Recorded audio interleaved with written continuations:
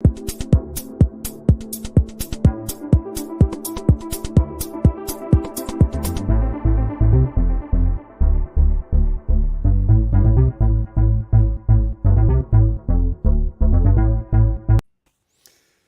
morning, afternoon, evening, wherever you may be on this blue orb. Welcome to the next exploration of community campfires. And how are you, Sahana? Are you well?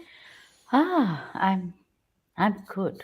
I'm good and at multiple levels, but I'm also worried at multiple levels, and I think that's our state, everyone's state these days. And yeah, so as we step into our conversation today, I'm also thinking about the planetary health and the planet and the blue world, like you said, and the pale blue dot floating in space. How are we leaving it? How are we taking care of it? Where are we holding the space in our heart for this pale blue dot that's our home? So yeah, those are some of the thoughts. Beautiful. Would you have any objection to setting us up today, Sahana, before we bring our wonderful guest Lorraine into the mix? No, thank you, Gary. So I just thought I would begin with this, uh, a little poem by Drew Dillinger that I really love, and it really speaks to me at this moment. It's 3:23 in the morning, and I'm awake because my great great grandchildren won't let me sleep. My great great grandchildren ask me in dreams, what did you do while the planet was plundered?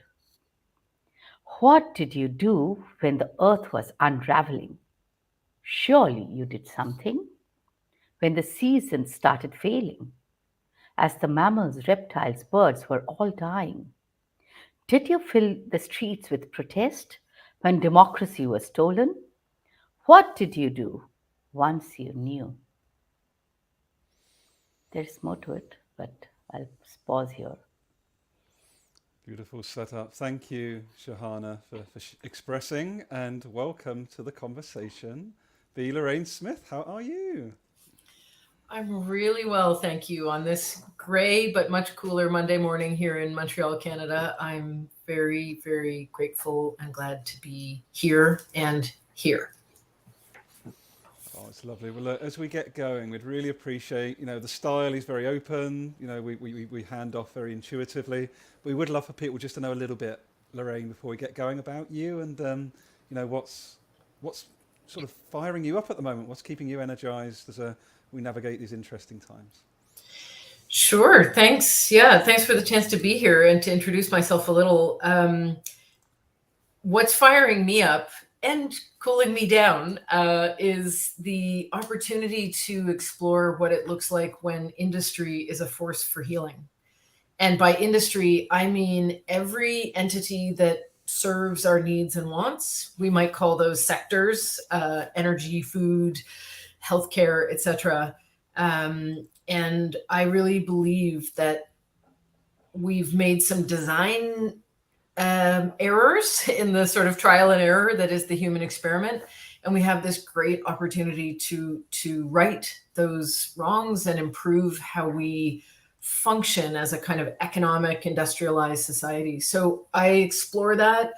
I look for people who know what I mean far more than I know what I mean, and try to learn from them and share what I find out as a writer, as a corporate advisor, and just as a human who lives with a cat and a lot of plants. So that's a bit about me.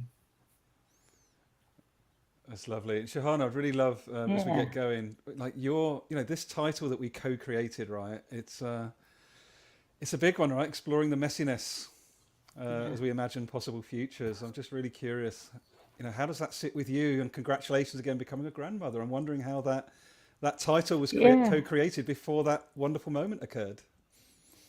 Thank you, Gary, and thank you, Lorraine. There's just before I get into the part, I just wanted to say when Lorraine spoke, there was so much resonance for me in what she was saying about organizations as healing forces.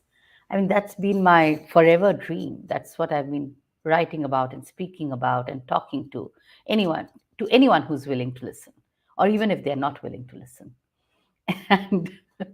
And it's almost become a bit of an obsession with me, the fact that organizations in my head are not only living systems, but they are inherently communities of people already created, right?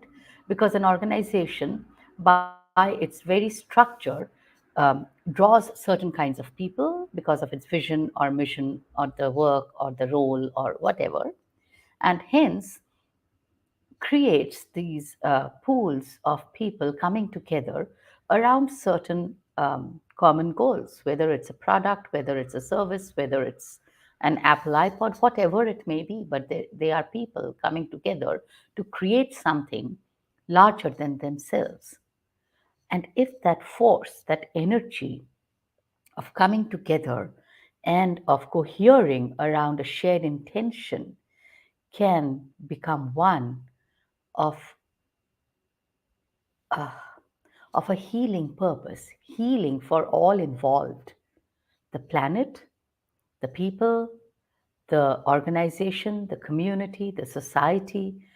I believe that that's totally possible. And I'm not saying organizations mustn't make profit. Profit is a byproduct. But now profit has become the master and the organizations its slave. So, if we could flip it on its head, I do believe profit would happen. Profit would happen in meaningful, purpose driven ways, and it would be recycled in meaningful, purpose driven ways to people who are actually helping to get that profit and not get concentrated in this pyramid of power at the top. And that's when it's kind of like, if I were to imagine an organization as a human body, and if all the blood were to just rush to the head and leave the rest of the body bloodless, that wouldn't be a very healthy human being, may not even be a living human being. And that's currently what's happening in organizations. Hence, what we end up with is what we are seeing. Organizations where people don't even want to come back to office. They prefer to be in their pajamas at home for a reason. Because at the end of the day, it's just become a means of a paycheck, not a community of thriving people wanting to be together and wanting to bond and create those vibrant energies of creativity and energy and all the good things, all the thrivability and all the beautiful, splendid things of life that are possible when people come together. So that was a bit of a detour, but that's what came up for me when Lorraine spoke about healing organizations, because it's been in my dreams for so long to have organizations as healing organizations for everyone. And yeah, so I'll pause there. And as a side note, I live with 4 cats, and another 14 come to feed every day, and a few fosters, and plenty and plenty of plants. And I have a new grandson who's 7 days old. So I'm kind of I'm so used to cats and kittens. I'm tending to treat him a little like a kitten, but I'm not sure that's helpful. So I'm a little lost around a tiny human, but I'm learning. So that's me now. Thank you, Sahana and Lorraine. I'd love to. This is like, it's really funny. I'd love to.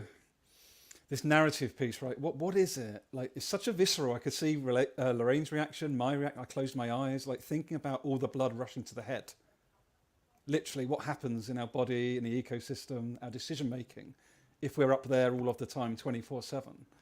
And I'm wondering, what are some of the, the whole point of what we're exploring, Shana, together, isn't it? And with our guests like Lorraine is, what are the new stories, the new narratives? How do we shift? What do we need to be communicating with and for one another that's different to what we're communicating and signposting today? And sort of, how do we even get there, Lorraine? I'm sort of thinking about your amazing work around materiality at the moment. That's almost, for me, that's like a new language, right? It's a new narrative in some ways. Yeah, wow. Well, thanks for the prompt there. It sparks a whole bunch of things, so I'll try to say something useful in response. First, just for context on materiality, for anybody not familiar, which would be 99.99999% of the population.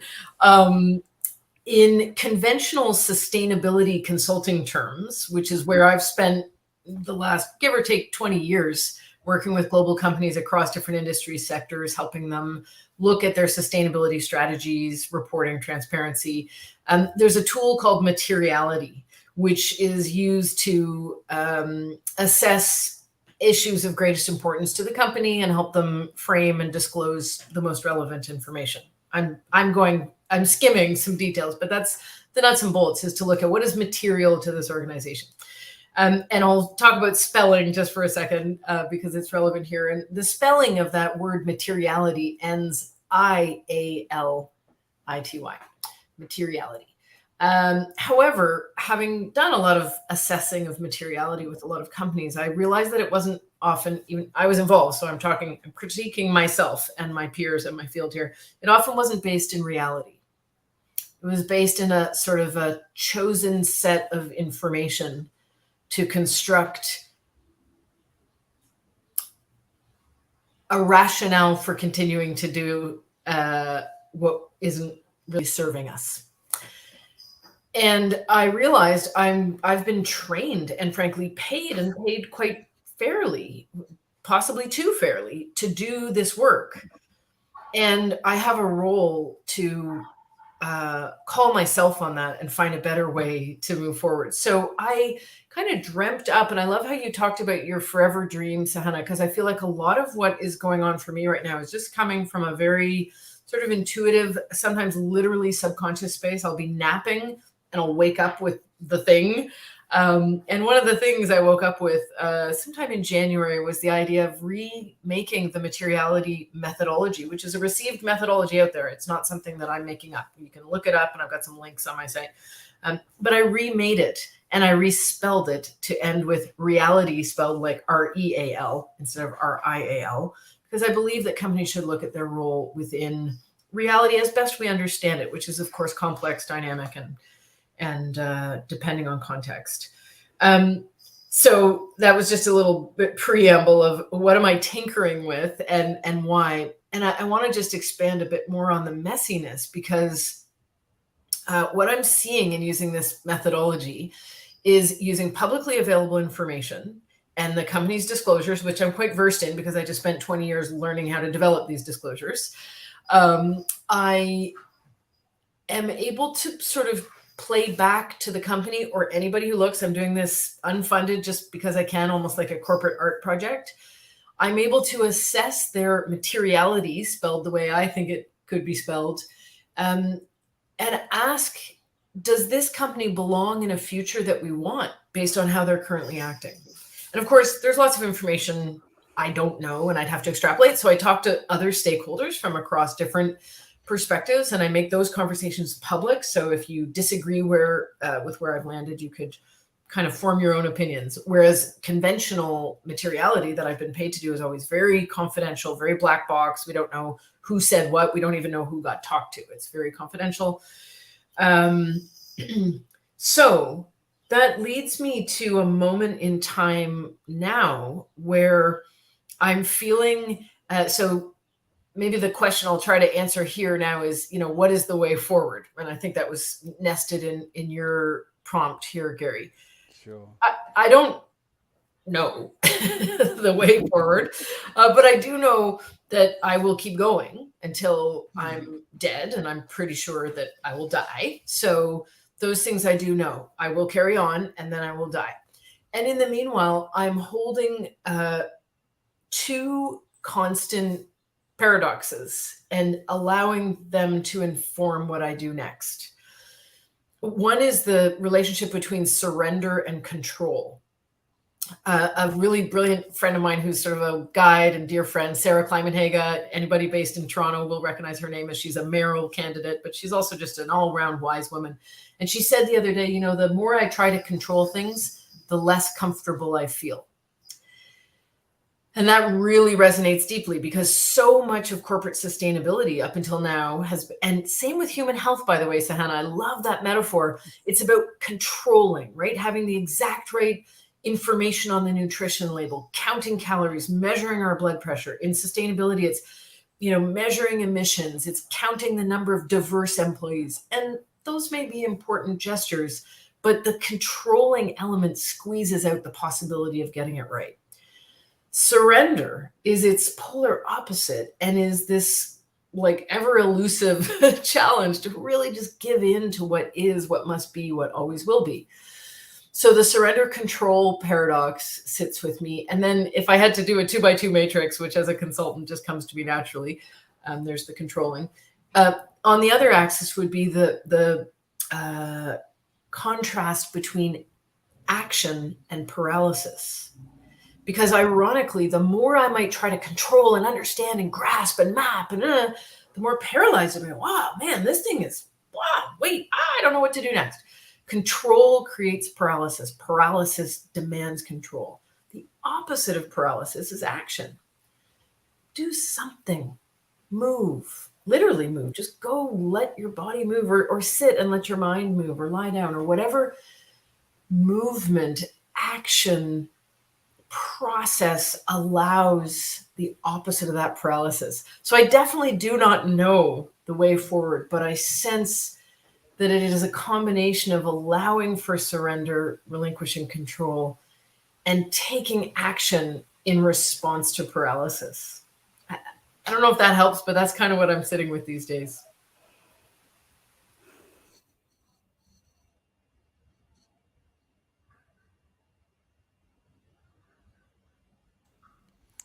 Just want to thank Jennifer for popping along. She's loving you, Lorraine, and these insights. Loving it. Hi, Jennifer. Thank you. Hey, Jennifer. Yeah.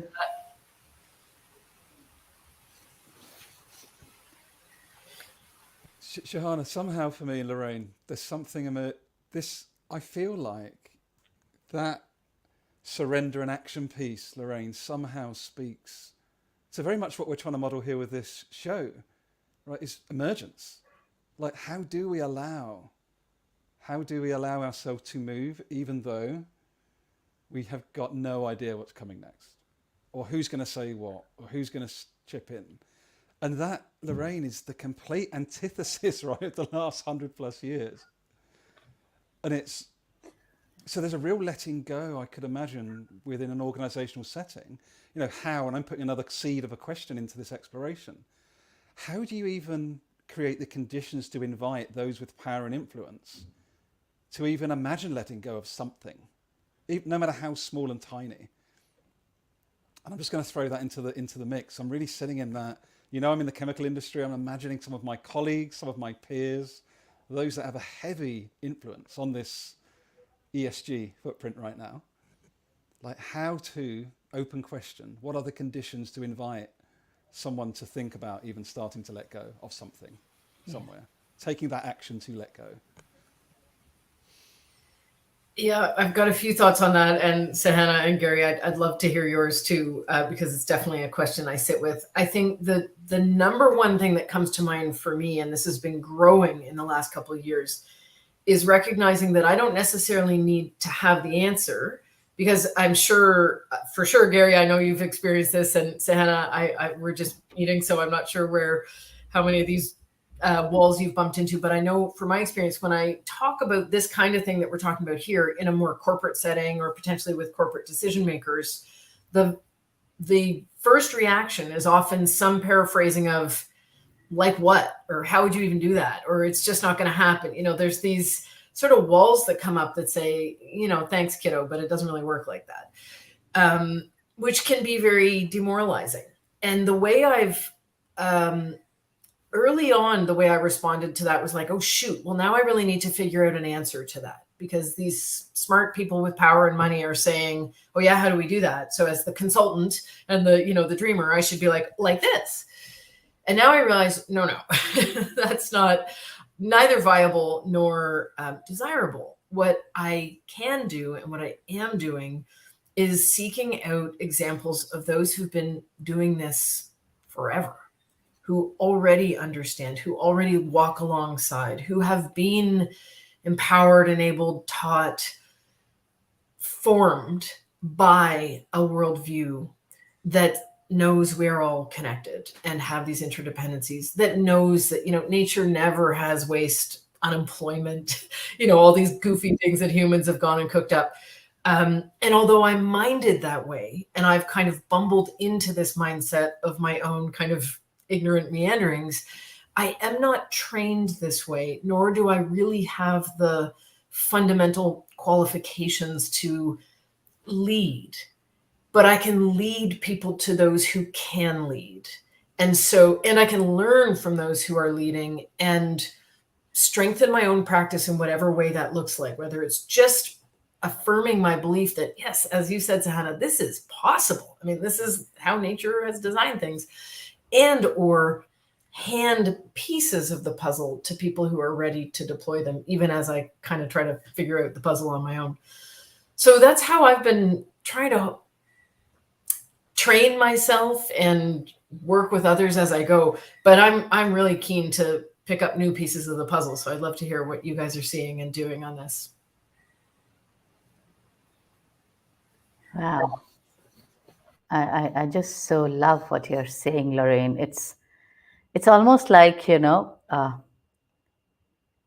it's almost like what you're saying is what I've been wanting to hear for around these themes. Thank you. And what you brought up about surrender and control. So serendipity is I believe in serendipity. Just before getting into this call, I was reading this latest piece from Brain Pickings, which has a collection today. I was just reading it just before this call, which is a collection. Today's post is on Surrender and Control by Henry Miller and Anais Nin. So just before entering this, I was thinking about the messiness of emergence, and where does surrender play a role in that messiness?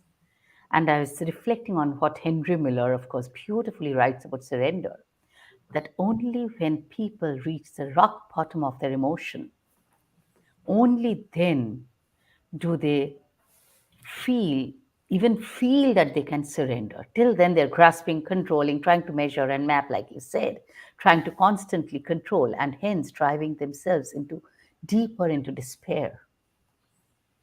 Because ultimately they're chasing a dream of an illusion, not a dream, an illusion of control over things that are uncontrollable.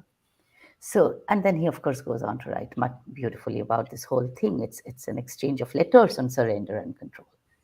So when you brought it up, what it brought up for me in response is this whole emergence and the messiness of it demands surrender from us, demands that we trust and have faith in the process of the unraveling and the process of the pieces of the puzzle coming together. It demands that we trust that I hold one piece of the puzzle, or maybe three pieces of the puzzle, and the universe will bring me to people who hold the other pieces. I don't have to have all the pieces. I'll never have all the pieces. So we just keep growing our tribe, our community, and who keep bringing pieces of the puzzle together. And as the puzzles keep forming, we see more and more of the narratives and multiple narratives taking shape. Narratives from people and from nature, and those who know, like you said, who know how to walk alongside nature, who have lived for millions of years like that, who have lived the trees don't need us to teach them anything. We think they're static and they're stagnant and they just stick their roots down and stay in one place. But the roots are kind of creating miracles underground that we are not even aware of. They are helping each other, they're fostering each other, they're mothering each other, they are warning each other. I mean, it's amazing. We don't even know about that world. It's all hidden beneath, and we only see the static tree on top. which doesn't need to move. It just doesn't. And so when I think of our human nature, or what has evolved into human nature, and its constant busyness, this we have donned a mantle of busyness with pride. We feel as if it is we need to be proud because we are busy people. I'm too busy to speak with you. I'm too busy to take a call. I'm too busy to play with my kids. I'm too busy to have a pet. And that's supposed to be a good thing. Since when and why? So all of this collectively need to unravel and need to fall apart, must unravel, so that we can all become like trees. We can all dig our roots down deep and let the roots hold us, so that no matter what sways us, we are grounded. And grounded doesn't mean stagnant. Grounded is coming from a deeper source. And yeah, so those are some things that's coming up. And if leaders could become like trees, automatically, don't you think it would be a better place, a much more beautiful world? And yeah, so that's what Lorraine's exposition triggered for me, brought up some of these very random thoughts that I'm still trying to. I may not have been very coherent, but I know you guys will get it.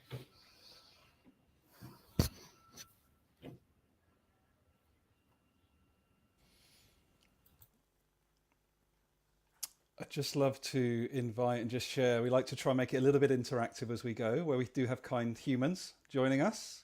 So Rachel joining us, exactly what I was sharing today. It takes a collective intelligence to build into emergence and place the pieces together. I love that, Rachel. And there's something that's popped up for me. And it's, I'm not always brilliant at this, Lorraine and Sahana. I did this thing called positive intelligence. It's like one of these things around your saboteurs, mindset, etc. And it really shocked me that one of my second biggest mental saboteur, after restlessness, so that busyness you speak of, Sahana, is controlling. And it really surprised me. And I was like, what do you mean? I'm not the controller. I'm Gary, Mr. Human-centered, Mr. Heart-centered, want the world to be a better place. And what I realized is my reaction to stress sent me into control. And I think this is an important part of the surrender, right? Is actually it's okay to react to a circumstance in a less than helpful way. But how do we learn from that? How do we, in community, process that? How do I heal from that? So there's something about this, that collective thing for me is really, who do you surround yourself with? Who are you learning with? Who are you learning from? Are you willing to learn, even in 2022? So that's what really popped up for me powerfully around this. Yeah, that share, Rachel. So thank you for that. So I just thought I'd build on that Sahana and also Rachel's share, and also we also got Rebecca popping along. Thank you, Rebecca, for joining us. Who also shared.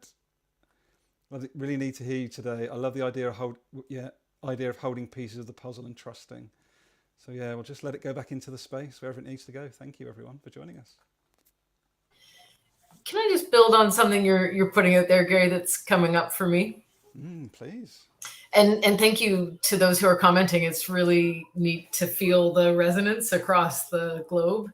I've recently become aware of how important it is that and this is going to sound really basic, but it's kind of been an aha for me, is how much I need to just focus on what's mine to focus on. And that may be very small, it may be big. Those words are relative and personal. And I'll give a concrete example of that is literally in view, just to explain the point. Sahana, when you were talking about, if we focused on putting all the blood in our brain, that would be a bad idea. And, we know there are other ways to approach human health. And there are lots of elements to human health, right? And we have all these tools. And I think, legitimately argue that tools are part of the problem, right? Like we have the blood pressure tool, and then we look at the blood pressure, and all we do is focus on blood pressure. We've got to stop focusing on blood pressure. Tools are bad. But of course, tools aren't necessarily bad. It's how we use them. And so I need to check with myself, am I controlling or am I using a tool? So I said I do something that's right in the frame. Behind me is a map. This is a big map. It's a pretty close-up topographical map of the Montreal area. And I'm the first one to say that the map is not the territory, that if we spend a lot of time staring at the map and trying to map, and I've built a lot of maps and gotten lost in maps, and then realized I'm trying to control by using this map. So how come I have a great big map on my wall? And why do I know, in spite of its flaws as a tool, it's serving me? Well, first of all, let me just momentarily bend the frame a little and say there's also a lot of plants. Most of my plants are out on my balcony right now, but there's a lot of green things in here too, not just a map. But second of all, I used this map to plan a journey of 5 days on foot that was about 250 kilometers. And there were a lot of unknowns on the journey. I didn't know the route. I knew I was going to be able to come and go just on foot. I knew I was going to go for a few days, but I didn't know how long. I didn't know where I would sleep along the way. It was during pretty heavy duty pandemic time. So there were lots of meaningful restrictions that I was obliged and also interested in abiding by. Weather, all kinds of question marks in this area where I live. So I spent months in the evening. I'd be brushing my teeth, standing in my hallway. I lived in a different place where this map was in my hall, just looking at the map, thinking, does that look like a busy place? Are those busy roads? Is that a part of the urban scape that has forest? Are there trails there? Would it be safe? Do I want to go there? And I mention this to say, a map can be paralyzing. It can be like, well, I need to know which way and how I can't go that far and I don't have the tools. Or it can be an instrument of surrender. And the journey ended up being one of the highlights of my life. I'm so delighted for how it turned out. I ended up leaving on a Sunday and returning on a Thursday. And on the Thursday before, I didn't even know where some of the evenings were going to be spent. Like pieces were still falling into place, even as I was prepping my food and gear. So I just say that to say that's my choice to figure out, is this tool serving me? How am I using it? It's not the tool is bad, forget the maps, just surrender, lie around wondering if someone's going to pick me up off the street. No, use the tools, experiment with them, figure out where they're truly serving me and opening up pathways, and then surrender into those pathways, if that makes any sense. I don't know. Sometimes I think I'm like confusing myself as I'm saying things, but I realize because I can see the map behind me, I'm like, the map matters. It's just one piece.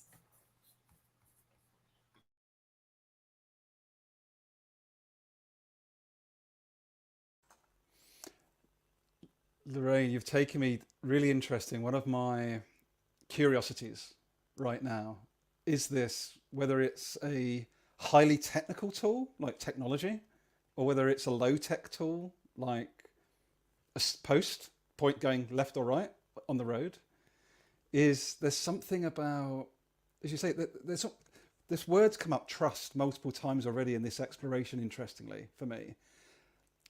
And I'm wondering if part of co-creating these new narratives are how much do we trust ourselves? A, to take the next step.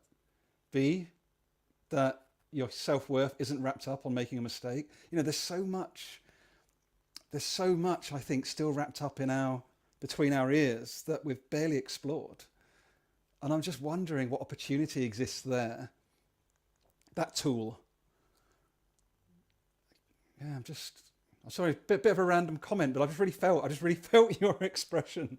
I love that question. I'm challenging myself as well. Yeah, I love that. And I'm actually curious, Gary, because I think you're our kind of industry insider, if you will. How do you navigate that sort of control, surrender, or I would say legitimate concern about making a mistake from within the workplace? Like how does that look and feel to you? Because you're in a very different context than I am as a sort of independent wanderer making these random corporate art projects. Not so random, I'd say, Lorraine. Not so random. Okay, fair enough. but still, you're in a different context. context. So I'm curious how you experience that.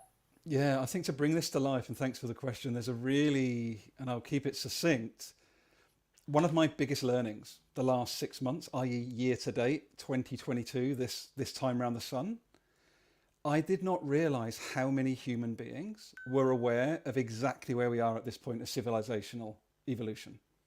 I thought that most of my colleagues were asleep, or they weren't joining dots, or they were, off doing something else and just putting their head in the sand. I was amazed to learn this year, and that's my own judgment, which I'm challenging. So many more people, Lorraine and Sahana, know exactly where we are. Exactly the point where we are. They're seeing the news, they're reading the data, they've got some level of understanding of the reality of materiality, and like actually it can't go on the way it is. But that paralysis piece you spoke to, and that control piece, Lorraine, where I'm going with this is, I've found because of you two, Samantha Sapaya, the Possible Futures crew, it's only been because of the last 18 months of getting community around me that I trust and who I feel I can trust myself with, that I show up differently in my corporate workspace.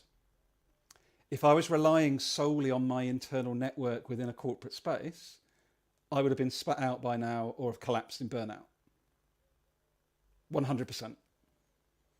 So that's how I'm navigating. So I'm able to see and sense internally and externally in a way that I never used to be able to. And I'm able to play with that more now, healthily, and try and point out different things. But it's only because I've got that community, back to one of Sahana's big passions, that crosses the inner world and the outer world. And that has been transformational. Because otherwise, honestly, I don't think I'd be here, Lorraine. I'd collapse in a heap. Yeah, I can imagine, because there's a lot of dissonance between what we're exploring here and then what your industry currently serves, although you're part of agitating for something different. And likewise, I realize, Sahana, I'm new to our conversation, and I'm curious how this sounds to you from within your context, which again is very different. Thanks, Lorraine. First of all, like I said earlier also, what you said strongly resonated with me, and I'll quickly pick out the pieces that are, in my still are still in my head and heart. So you spoke about mending, or rather, I'm using my words. You spoke about doing your little bit or doing the part that you can. I keep telling Gary, we have to mend our corner of the blanket. We don't have to worry about the entire blanket. We keep mending our corner of the blanket. And everyone is doing their corner of the blanket. And we'll eventually get there. Community and collective intelligence will get us there. The other piece that you spoke really, it's so deep and profound. It's a tool. Like you said, the map is not a territory. A tool is not a master. It's just how we use it. It's like any device that's human created, created for a certain purpose. Sometimes we bend its purpose and use it even differently than it was meant to be used. We use it creatively, and we can also use it destructively. I mean, it can become nuclear energy can become atom bombs, or nuclear energy can become fuel saving, some form of energy. I'm not very conversant with that, but I'm just extrapolating. So how we use a tool, the tool is just as good as how we use it. It's there. It doesn't have a life of its own. It doesn't have a conscience of its own. So the consciousness and the conscience that emanates from us when will then impact the what we use it for. And what Gary said about this intersection of our internal world and what we are actually doing on a day-to-day basis. And I, like you, Lorraine, so far I've been fortunate to be an independent consultant, so I can pretty much do and say my own things without the fear of losing my job so far. And so the point is, when we really step back and look at the whole thing that we started out with, embracing the messiness, the surrender, and the letting go, the trust and the faith that we need to have in the community, in the world around us, and the fact that And the very fact that we acknowledge to ourselves that A, we'll never have all the answers to all the questions. We are not meant to have all the answers to the questions. If we can even think of one really profound question, that's probably enough. And ponder on that, that's probably enough. And even more deeply, I guess, there isn't any single answer to a question. We have been taught throughout school life that there's a wrong answer and the right answer, only one right answer. The first boy comes up with all the right answers, and that's just so messed up and so wrong. And that has been drilled into the world at large, into all kinds of societies at large, except for those remote societies who have kind of been spared the schooling and the education. So when I bring all of this back to, again, our starting point of messiness of organizations wanting to become healing organizations, and leaders who can surrender, who have so the point that came up for me when you said control and paralysis go together, the first thought that struck me is a leader who doesn't trust himself or herself will always want control. Because forget trusting others, they can't trust themselves first. And only when I have implicit and explicit trust in myself and the way I navigate this planet, and absolute trust in the source of my action, only then can I surrender. When I can't trust myself, I obviously can't trust anyone else. So I will want to control because I'm so scared, because I'm feeling so powerless. So I use my designation as my power to wield control rather than actually feeling that, that power from deep within myself. So for me, the designation and the tag becomes my power. It's external to me. Take away the tag, then who is the CEO? Take away the label, then what happens to him? So the point is, who are we when everything is taken away from us? All our tags and all our designations and all our known landmarks on which we base our identity. Then who am I? And I think that then goes back to the root of surrender, goes back to the root of being a leader, and goes back to the root of being, can I heal myself through trusting myself deeply and having faith in myself, knowing that no matter what happens or tools come my way, I have that faith in myself to trust others, to help me and help each other to create or co-create what we collectively want to do? Or am I so scared? Am I so scared of losing power and that mythical profit that would have taken me to the next level of wherever else I want to be, or gotten me my next highest bonus, that if I miss out on that, then I just don't know who I am? Because those 5 big cars in my garage and those 5 big mansions and the yachts are just not enough for me, because I still don't know who I am after having procured and acquired all of those things. If we can, I think ultimately surrender comes from a place of courage, and deep, deep trust of oneself. Otherwise, I can't surrender if I don't trust myself.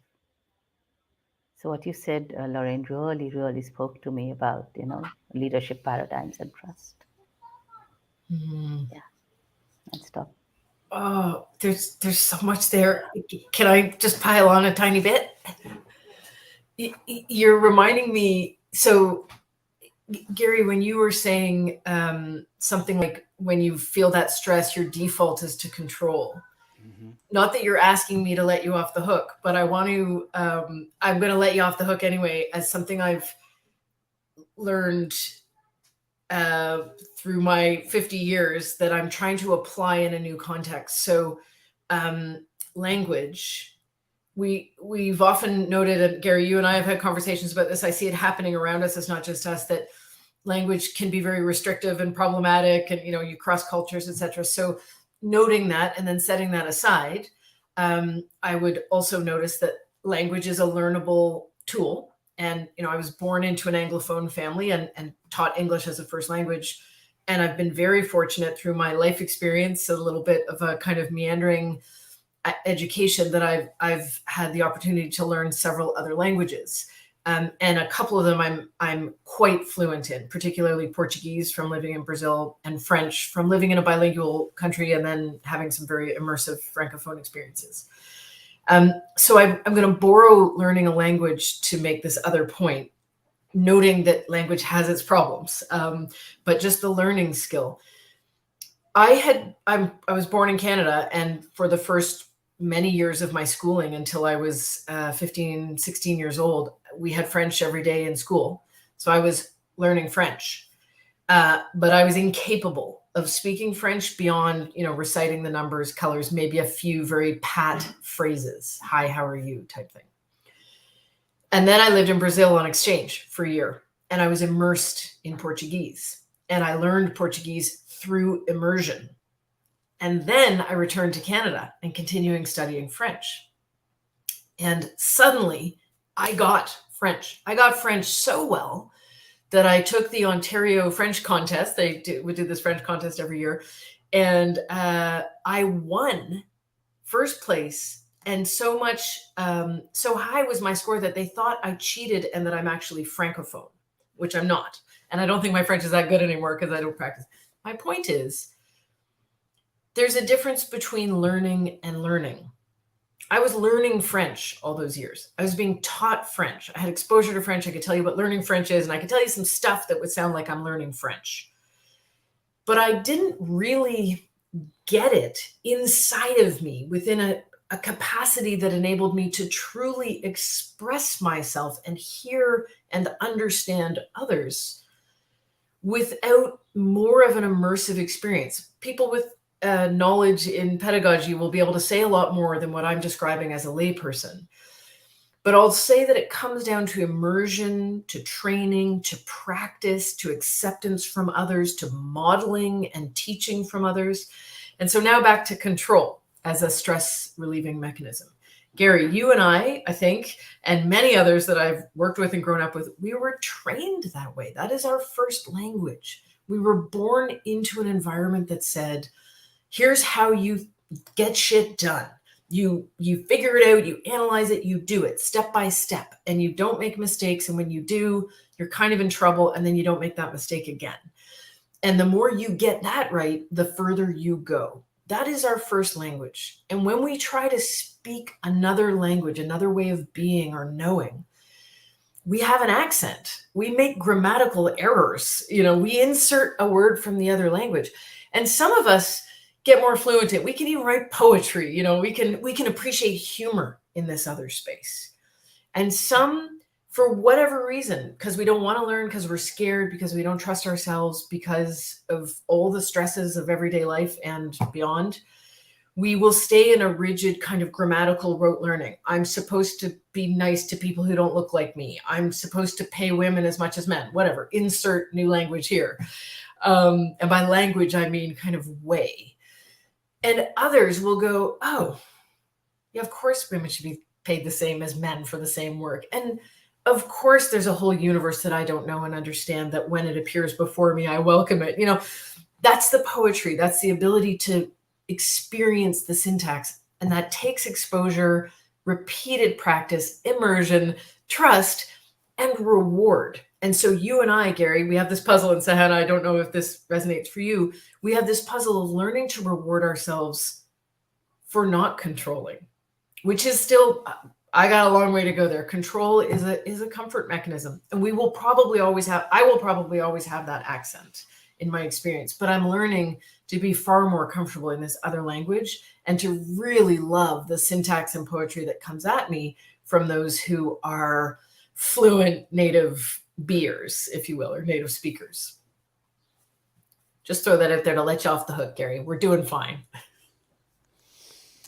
I'm gonna gracefully accept that. Thank you, Lorraine. It's really interesting because one of the things that's, just so you both know, I had the crazy back of neck reactions throughout basically both of you speaking just now. Proper, just oh my God, this resonates so much. And the big thing is practice. What is that if it's not action, Lorraine. And I don't think syntax, as you say, language, practice, if I look in my context, is deemed to be quite two-dimensional. It's actually, yeah, go and practice that thing. Yeah, throwaway comment. Yeah, I'll practice it later on. It's not really embraced the way you described it, which is, it's a way to take action. It's a way to move forward, is to practice. It doesn't have to be a static tool. We can use the tool of practice in a really generative way. And that just really popped up for me as you were sharing. It's like, wow, I've never felt, back to your point, embodied at a bodied level. I felt practice then. I wasn't just thinking practice. And I think there's something about that as well for me, is that how conscious are we of when we're going up and down the body? And what's it telling us? And are we okay with what it's telling us? Or do we suppress it and go, I don't trust my gut, I'm a head man. You know, there's so much in that around action. I'm really sitting in that practice as action. Sorry, Sahana, I just felt I had to express that.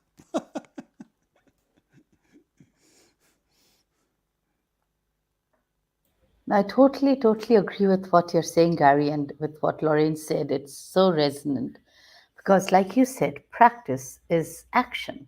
I mean, I can imagine myself swimming for years, but till I get into the water and let it hit me and surround me, and I'm almost drowning and it's entering my nose and eyes and ears, which has happened, until I learn to kick my hands and feet out of sheer desperation to stay afloat, I'm not going to learn swimming. And this is similar. It's immersion in a different way of being, a very different way of seeing the world, a very different way of operating within that world space. And everything that we've been taught and everything that we have acquired, whether through book learning or school learning or informal or whatever, or our organizations or institutions, wherever, from where, has a sort of a underlying framework that no longer fits the world, and that is no longer healthy for the planet and for us and for our well-being, both physical, emotional, spiritual, and mental, at all levels. But that framework is so strong and so rigid that every time we flail our hands and legs and try to swim, it's almost like getting stuck in the weeds underwater and they're dragging you down. And but after a point, if you don't flail and swim and you trust the water will carry you, you don't get entangled in the weeds. You can float.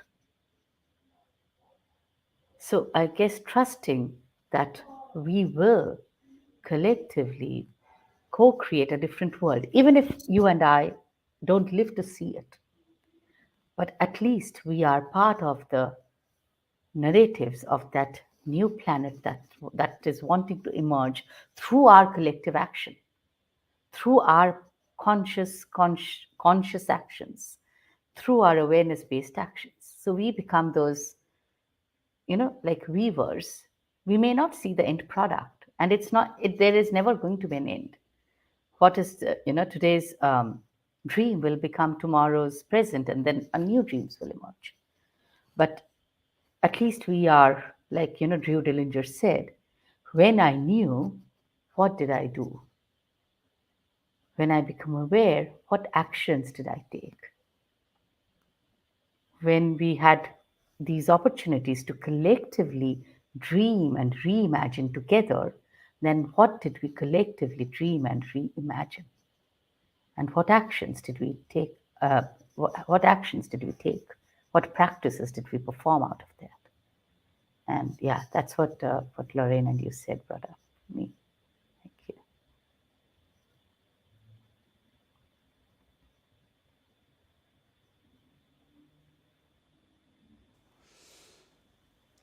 I feel like I lie down, honestly. It's been we're coming to the end of our time today, but I really mean that in the most genuine way, that this is I just want to honor what Lorraine, Sahana, all of you that have joined us live or watching this back. We did not plan 55 minutes ago for us to be wrapping up with Sahana referencing the poem that she opened the live stream with, right? That's just been a pure emergent exploration. We've gone all over the place with up, down, in, out, but that intuitively has landed us almost ridiculously perfectly in this closure, right? The final round to check out. What do we? And I just want to just point that out to people. This is possible. Like this could be your business meetings. This could be how you communicate with your partner, your non-human life. Like it doesn't. Like I just want to offer that to the world as they listen or watch this, because this is not the first time, Lorraine, by the way. We've done 4 of these, and every time it happens the same. Like zero planning, zero like hedging. Like let's try and make sure we wrap up with X. It just keeps coming together at the end, just amazingly. So I just want to say thank you to you both. And what I would love to invite, if I may, just a quick round of checkouts. Maybe, just what's been confirmed for you, maybe what's new for you in your thinking, what you're taking into your day. And most importantly, it can be anything, any weave of that, but most importantly, what's an invitation to those that may be watching us live or watch this back? Open-hearted invitation. And if we can maybe start with our amazing guest today, Lorraine, then we go to Sahana, then we go to myself. Thanks. Thank you so much, Gary and Sahana. Really appreciate this conversation. So I'm taking away a sense of gratitude and appreciation for the kind of cosmic symmetry and elegance that keeps presenting. And I guess I would just offer an invitation, just building on much of what we've talked about. Something you said off the top, Sahana, and I can't remember if we were already live when you said this, so I'll bring it forward in case not. Around, and I think the poem actually really gets at this notion of, what are we leaving for our children, and how do we perceive the connection to youth and those who are still to come. And I have deep appreciation for that. I'll offer a build or a kind of counter to that as somebody who is not a biological mother of humans. I am an aunt, and of course I am a descendant of those who've come before me. I would also like to invite us to really listen to and honor and check in with our elders, including those whence we came directly, biologically, and from other communities or even within our own community. I have a growing concern about our habit of warehousing the elderly and perceiving them as old. And just like those trees that I think we're increasingly coming to respect and recognize, like, wow, we had no idea how these beings became and continued and continue. Likewise, our elders, in whatever state and stage and place, I invite us to listen deeply to what they've seen, what they know, what they carry, and what they can share. And with that, I thank you very much for the invitation and for the attention of those who've joined us, and look forward to your closing words, Sahana. Thank you, Lorraine. I think you've wrapped up beautifully, and I really don't have much to add beyond that, except just one point. As you said, elders, I was also imagining these trees as our elders. They are our billion-year-old elders. So if I would stand in front of a huge, oldest tree on this planet with its massive trunk, what could I learn? What would it tell me? And what received wisdom then I could, gather and apply to my life to become more tree-like, to become more deeply sourced and deeply rooted, and not get swayed by every breeze that blows and every storm that brews. So yeah, what would that take to become like a tree?